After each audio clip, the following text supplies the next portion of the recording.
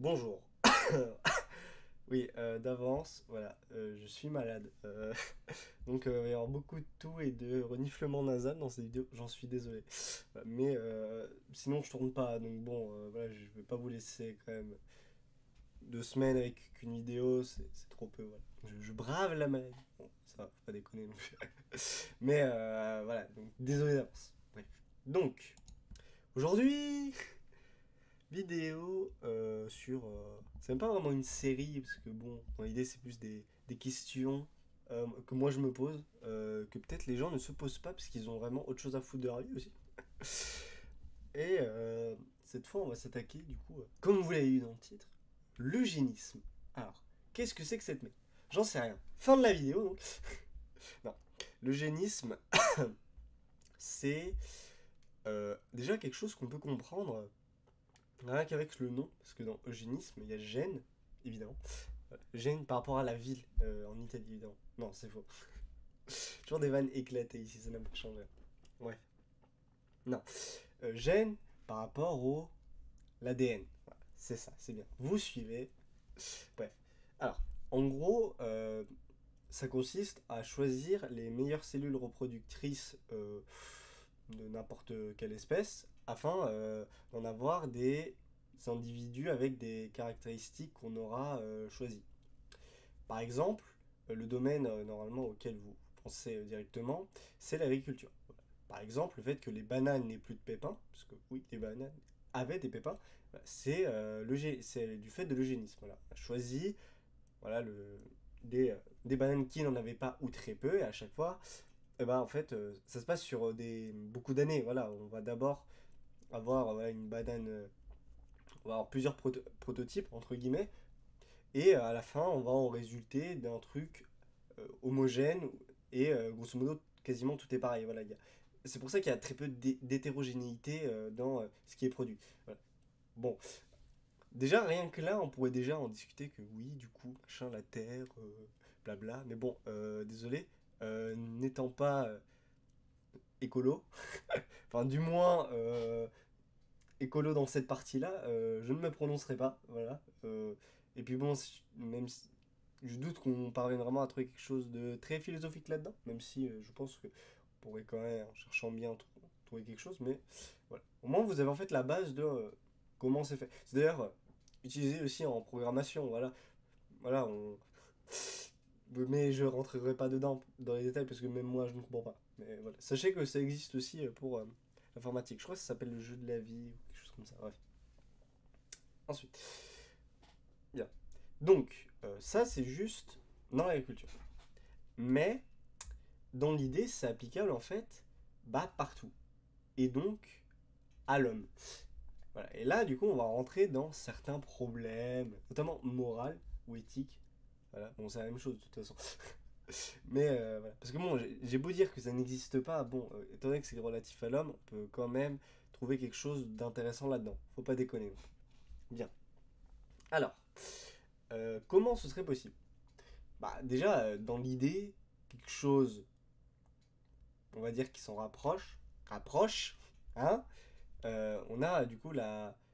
Alors, je sais pas si ça s'appelle. Alors, je sais pas s'il y a vraiment une différence entre l'insémination artificielle et la fécondation in vitro, mais dans l'idée, voilà, on a déjà un peu une bribe de ce que c'est. Bon, alors, ça n'a pas vraiment grand chose à voir, mais vous voyez bien que déjà on a une espèce d'entre guillemets sélection, parce que du coup, on prend un ovule, bon après c'est n'importe lequel, et un spermatozoïde pour les faire reproduire. Et après, on le remet dans le vagin. Voilà. Jusque-là, normalement, mes cours de bio ne m'ont pas, enfin de SVT ne m'ont pas échappé. Voilà. Voilà. Ça c'est vrai, ça c'est tel que comment ça marche aujourd'hui. Bon, on a aussi les mères porteuses, mais ça c'est un autre débat et ça n'a vraiment grand chose à voir dedans. Mais voilà, il y a plusieurs manières de se reproduire. Voilà. Et celle-là, dans les faits, c'est illégal. Ah, aux dernières nouvelles et de ce que j'ai vu, visiblement, c'est interdit. Alors, pourquoi? En fait, il faut bien comprendre que déjà, ça a été, cette manière de faire a été notamment utilisée dans certaines périodes de l'histoire, hein, vers les années 40, voilà. c'est bon, je n'ai pas besoin d'en dire plus, je pense. Et en gros, dans l'idée, là, en fait, on serait, si vous voulez, si on prenait le cas humain, en fait, du coup, on choisirait, du coup, bah, des humains qui n'auraient finalement pas de maladie. En fait, ils seraient à peu près normal. Dans l'idée, en fait, on pourrait aussi dire, oui, ce serait des surhommes, mais en fait, non. Bon, quand je dis surhomme, c'est par rapport au fait que du coup, oui, ils auraient, je sais pas, des espèces de super pouvoirs, je sais pas, ils seraient plus endurants, des choses comme ça. Je pense que c'est totalement possible, dans l'idée. Mais en fait, ça c'est après et c'est de la propagande. Donc voilà, si vous voulez, on en parlera après, mais pour l'instant, on va rester sur la base.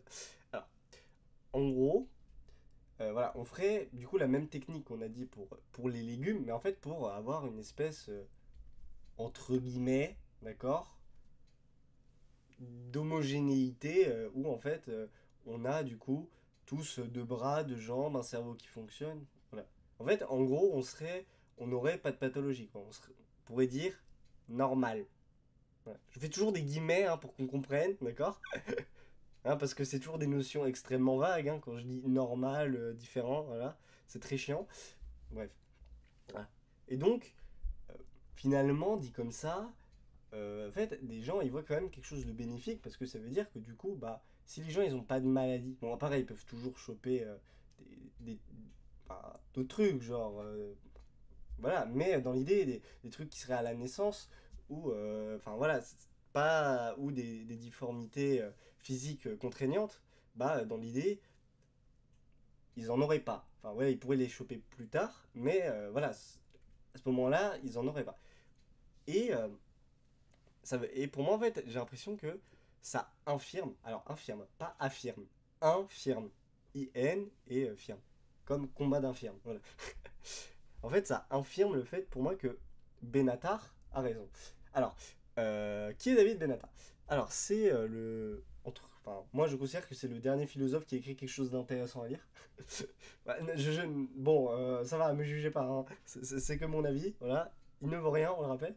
Mais voilà, le mec a fait le dernier grand écrit un peu bouleversant, et même, je dirais, le premier écrit bouleversant vraiment du siècle, parce que, mais je sais plus en fait si c'est vers 2005 ou vers 2010, je ne sais jamais, il faut vraiment que je retienne cette date avant, et le premier tout.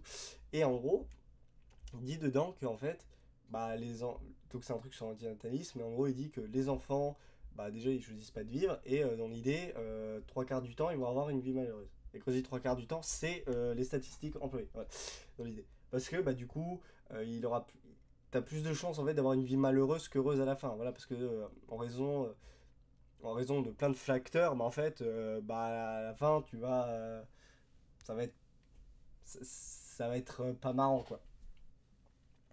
Et donc, on voit que, enfin, pour moi, du coup, ça veut dire que si on fait vivre ces gens-là, ça veut dire que du coup, bah, voilà, ils auraient une vie, hein, entre guillemets, normale, tranquille.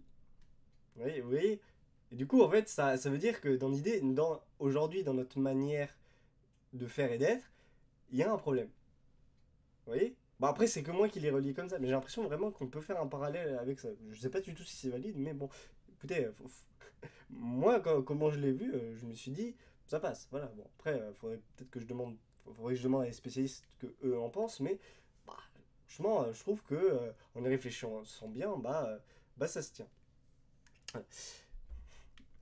Donc, dans l'idée, en fait, finalement, ne pas avoir d'handicap, tout ça, bah oui, effectivement, dans l'idée, c'est la meilleure chose à faire. Sauf que du coup, bah, dans l'idée, là, on enterre absolument toute la reproduction qui a été faite jusque-là, et on considère limite qu'en fait, on pourrait limite considérer que du coup, il y a des erreurs, entre guillemets, qui ont été faites. Parce que du coup, si on peut choisir, bah du coup, pourquoi on se ferait chier à faire nous-mêmes des enfants, en fait. Vous voyez? Vous voyez, parce que finalement, en fait, on pourrait avoir comme ça, et même choisir, parce que du coup, si on en revient au truc, voilà, étant donné que c'est juste des gènes, bah du coup, on pourrait modifier comme on veut, voilà. Parce que votre enfant, vous voulez qu'il ait... Voilà, on pourrait choisir la couleur des cheveux, voilà, si le mec, vous voulez que ce soit un sportif, enfin voilà. Oui, c'est limite un catalogue, voilà. Je sais pas, c'est une commande Amazon en fait, vous cochez des cases et voilà. Et genre, enfin, genre, voilà, 9 mois plus tard, voilà, vous avez un bébé qui est livré. Vous voyez un peu les problèmes que ça peut poser? Voilà. Et c'est un peu. Et c'est les gros, et c'est le gros problème en fait. C'est tout le problème éthique qu'on a. Parce que dans l'idée, dans la nature, c'est aléatoire ce qu'on a. Voilà, le fait que du coup on ait bah, différentes aptitudes, capacités et qu'on soit tous différents, bah voilà, c'est rien que le fait de la nature. Voilà. Donc faudrait-il aller contre? Voilà, bon, les gens, beaucoup disent non. Et moi aussi, je suis plutôt de cet avis. Voilà. Mais dans l'idée, bah, si ça fait souffrir autant de gens, voilà quoi, vous voyez un peu le problème. En fait, c'est ça, en fait, on reste comme ça, donc statu quo quoi, et du coup, on continue avec ça, et du coup, bon, bah, la souffrance est toujours là, et dans l'idée, on pourrait se dire que du coup, on pourrait l'annuler, donc en fait, on est vraiment des connards. Vous voyez tous les problèmes, vous voyez comment ça peut être récupéré, instrumentalisé, c'est c'est vraiment, c'est pour ça que c'est vraiment une notion que, qui me questionne, c'est parce que du coup, bah, qu'est-ce qu'on fait quoi? Parce qu'aujourd'hui, c'est effectivement, aujourd'hui, c'est illégal de faire ça. Et du coup, même, c'est vrai, j'ai oublié de parler, le, on pourrait aussi voilà, faire en sorte que du coup, on prend, enfin, on garde voilà, les fameux, les deux cellules, on va dire, entre guillemets, les plus bonnes, propices, meilleures, je sais pas comment on pourrait dire, et en fait, on les clone. Parce que ça, on sait faire dans l'idée. Et du coup, bah, en fait, on aurait que des humains, mais pareil. Bon, du coup, ça veut dire, est-ce que finalement c'est des humains? Parce que le clonage pose cette question, et oui, voilà, ça pose des questions sur la nature. La nature, comme c'est bizarre, c'est le prochain sujet des prémices. Comme ces vidéos sont liées. On dirait que ça a été écrit par un génie. Malheureusement, c'est pas moi. Voilà. Enfin, voilà, ça peut aussi poser, ça pose aussi des questions métaphysiques. Voilà, est-ce que si on clone vraiment, aurait une âme? Vous voyez comme quoi, rien que ce sujet, il pose des questions énormes sur politique, sociale, métaphysique, scientifique, enfin voilà. Parce que bon, scientifique aussi parce que ça pose des questions sur, voilà, est-ce qu'on doit donner des limites à la science dans l'expérimentation? Parce que du coup, ça dans l'idée on sait le faire, mais du coup, voilà, est-ce qu'il faudrait quand même, enfin voilà. Vous voyez que bah, c'est une notion complexe à utiliser. Voilà. Moi, j'ai essayé de ouais, simplifier au maximum pour essayer de vous faire comprendre à quel point ça peut être un enjeu, et je pense que ce sera un enjeu majeur. Et d'ailleurs, c'est utilisé dans plein de... Alors, attends. Au moins dans une dystopie, je crois. Hein. Je crois que c'est utilisé dans au moins une dystopie. Enfin, du moins, le thème du clonage de cette manière, ouais. Mais un jour, je pense que je ferai peut-être une vidéo sur ça, parce qu'il y a plein de... Là, en terminale, j'ai fait j'ai eu un semestre entier sur... en rapport avec le transhumanisme, tout ça, c'est des questions comme ça. Faudrait peut-être que... ouais, on verra. Bref. Bon, en tout cas, voilà, j'espère que ça vous aura intéressé. Ouais, on est loin des maths et tout ça. Là, on est vraiment dans des questionnements plus, entre guillemets, terre à terre. Voilà. Parce que bon, les maths, c'est bien gentil, tout ça, mais bon, voilà, ça casse pas trois pattes à un canard. Bref. Ouais, donc, voilà, je sais pas si ça vous aura intéressé, mais voilà, ça fait toujours plaisir, en fait, d'essayer de faire découvrir aux gens des trucs que, normalement, vous en avez au moins entendu parler, ou vous voyez, vous voyez le phénomène, en fait, mais vous n'arrivez pas à l'expliquer. Voilà. Donc, voilà. Remerciez-moi. Voilà. À votre... Zigmo à votre service. Bref. Allez.